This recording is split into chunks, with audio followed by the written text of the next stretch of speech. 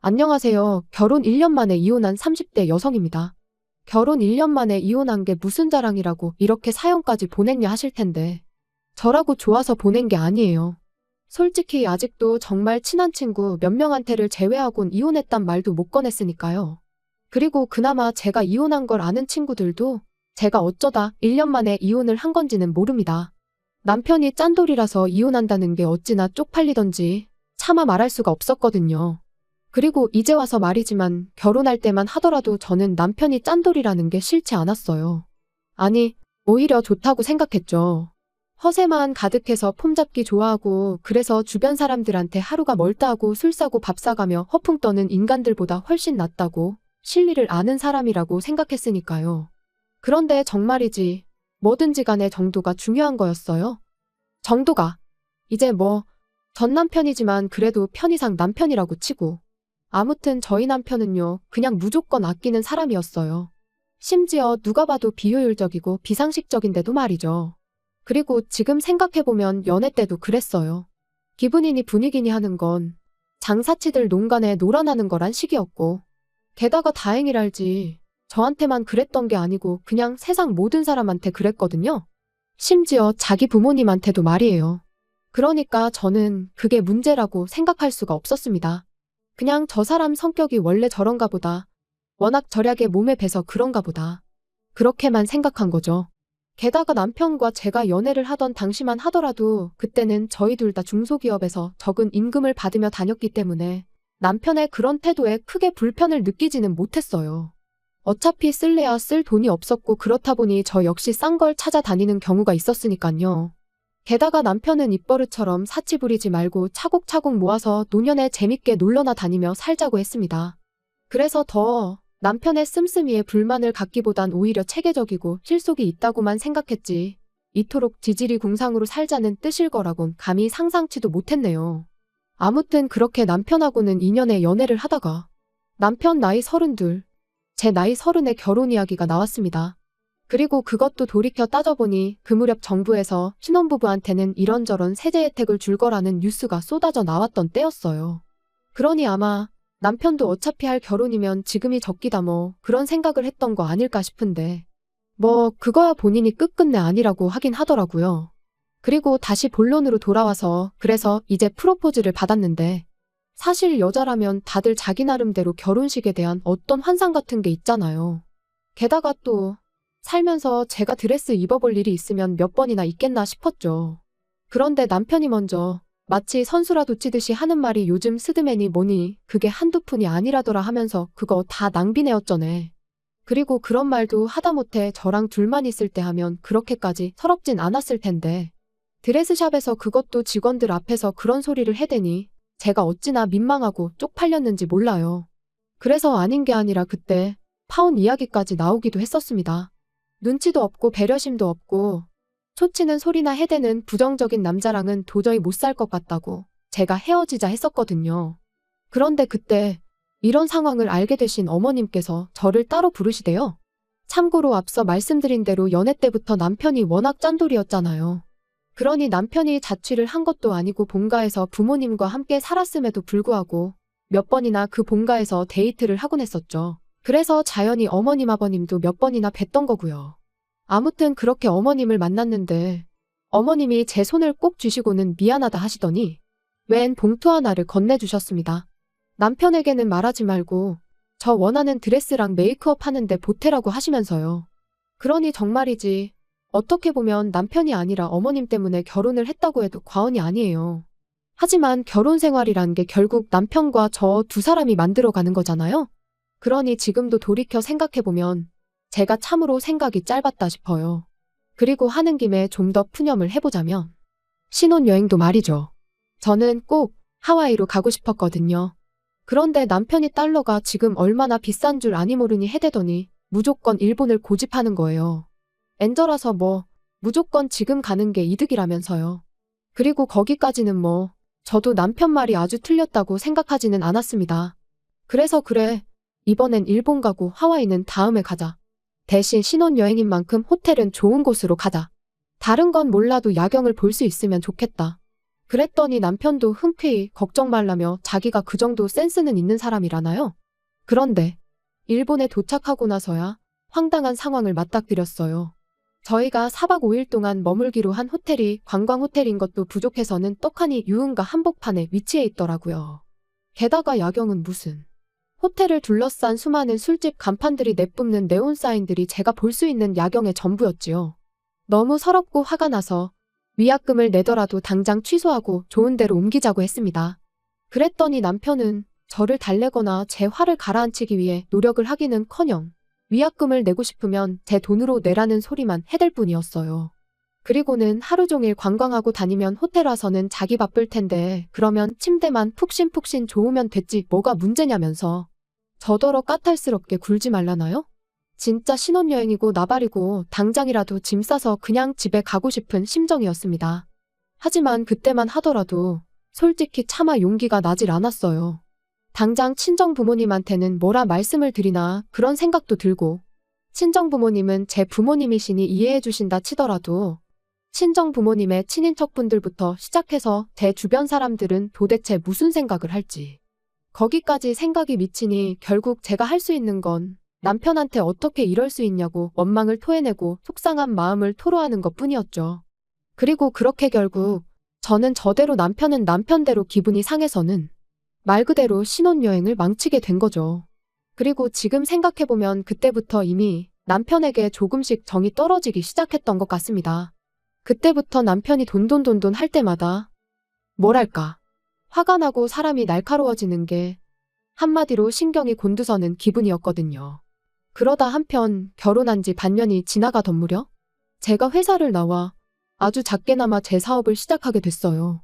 그런데 사무실 하나 얻은 것도 아니고 정말 온라인으로 작게 시작을 했는데도 이래저래 어쩔 수 없이 발생하는 비용들이 있는 거예요. 일이랑 관련된 사람들도 만나야 했고요. 그런데 이걸 가지고 남편이 태클을 걸기 시작했습니다.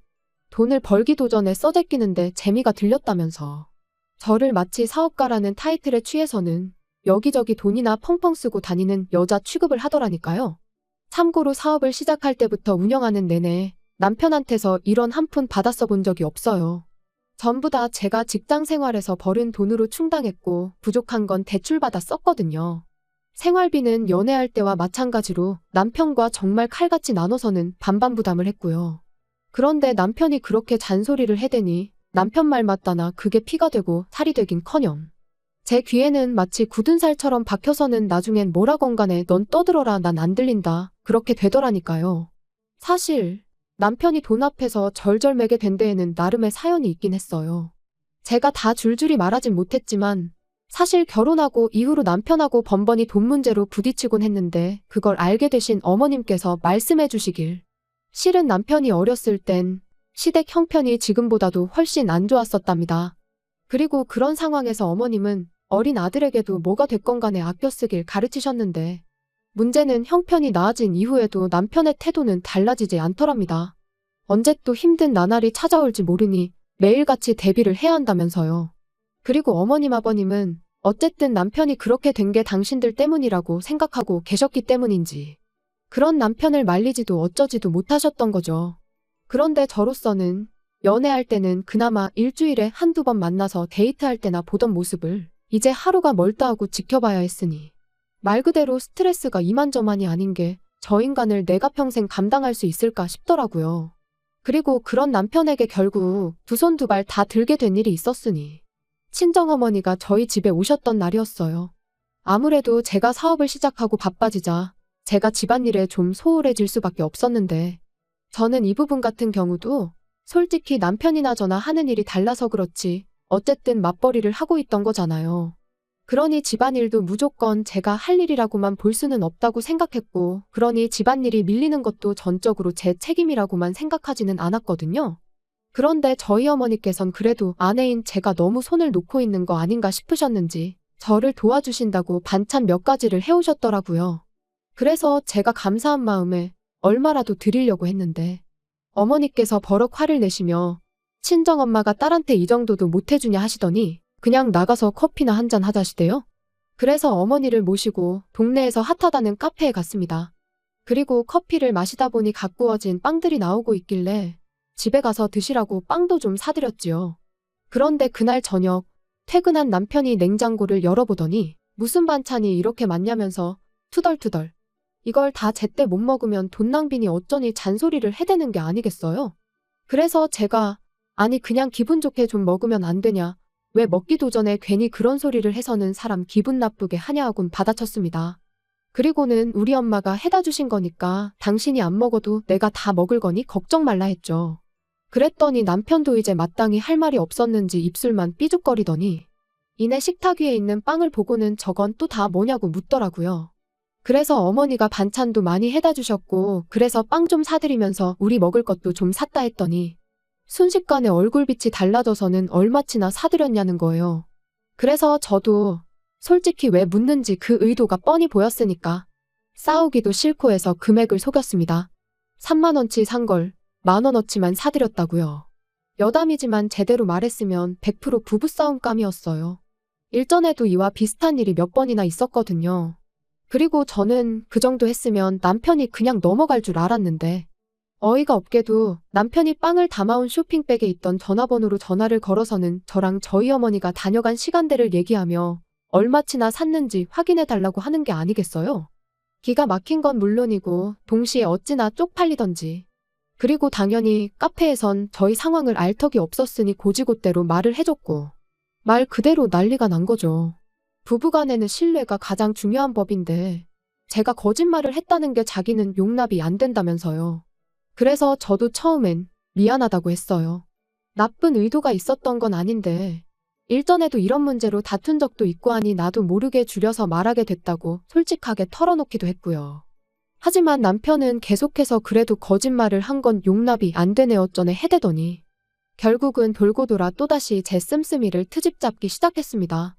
그리고 만약 거기까지만 했더라면 저도 뭐 그런 이유로 하루 이틀 싸운 것도 아니고 그러니 그냥 평소처럼 너는 짓거려라 난 안 듣는다 하고 넘겼을지도 몰라요. 그런데 남편은 그걸로도 부족해서 급기야는 저희 친정어머니까지 걸고 넘어지대요. 누가 저딴 반찬은 해달랬다고 당신 멋대로 해오셔서는 자식한테 빵을 3만 원치나 받아가시냐면서 말이죠. 그리고 그 말을 들으니 그땐 저도 눈에 더는 뵈는 게 없었습니다. 막말로 친정어머니가 해주신 반찬을 3만 원치 빵하고 비교한다는 것도 무척 빈정이 상했는데 마치 저희 어머니가 저희 등에 빨대라도 꽂았다는 듯이 말을 하는 게 기가 막혔으니까요. 게다가 빵값은 제가 제 돈으로 냈지 남편 돈은 이런 한 푼 쓰지도 않았는데 왜 저렇게 생난리를 치는지 납득할 수가 없었죠. 그래서 남편더러 치졸하고 쪼잔한 인간이라고 그러니까 네 주변엔 사람도 없고 승진도 못하는 거라고 쏘아붙였습니다. 맨날 돈 1, 2만 원에 절절매고 그리 궁상을 떠니 일이 잘 풀릴 리가 있냐고. 오던 복도 달아나겠다고 아주 구질구질하다고요. 그랬더니 이제 자기 승진 못한 걸 왜 들먹이냐며 또 악다구니를 쓰는데 그 꼴이 얼마나 사납던지 더는 상종도 못하겠다 싶대요. 그래서 이튿날 그 길로 시댁에 찾아가 지난밤 남편이 내뱉은 말들을 어머님 아버님께 전하고는 저는 이런 쫌생이랑은 더는 못 산다고 했어요. 그랬더니 결국 팔은 안으로 굽는다고 어머님께서 그래도 남편이 결국엔 다 저랑 잘 살아보려고 자기 나름의 방식으로 애를 쓰는 거라며 저더러 너무 나쁘게만 생각하지 말라나요?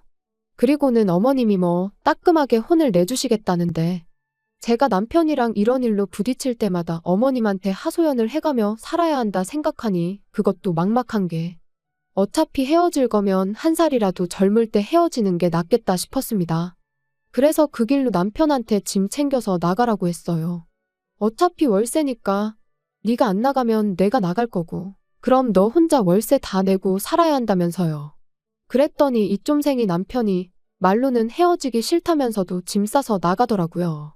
솔직히 어떻게든 저랑 살아보겠다고 바라기라도 하던가 아니면 저한테 매달리기라도 했다면 저도 흔들렸을지도 모르는데 끝까지 남편답게 행동해주니 저도 뭐 흔들리고 말고 할 것도 없이 쉽게 마음을 정리할 수 있었습니다. 그런데 이런 이야기를 주변 사람들한테 다 하자니 너무 길고 그렇다고 앞뒤 다 잘라먹고 빵값 3만 원 때문에 이혼했다 하자니 그건 너무 쪽팔리고 그래서 이래저래 말은 못한 채 이혼녀로 지내고 있네요. 그리고 뭐 후기라고 하긴 그렇지만 남편도 남편인데 어머님한테 연락이 아직도 오기는 합니다. 원래 남자는 평생 구슬리며 사는 거라고, 그래도 적어도 다른 남자들 마냥 술, 담배 안 하고 여자 문제를 일으킨 것도 아닌데 저더러 다시 한번 생각 좀 해보지 그러냐면서요. 아마 어머님이 보시기에도 그나마 전화되니까 자기 아들이랑 살았다 싶으시니 저를 붙잡으시는 거겠지요? 물론 저는 조금도 흔들리지 않고 있습니다.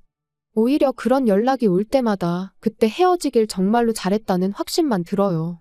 이제 제가 식구든 친구들이든 만나면 누구 눈치 볼 거 없이 기분 좋게 밥도 한번 살 수 있고 보고 싶은 공연도 이따금씩 보러 다니고 자유롭게 사는 지금이 너무 행복하니까요.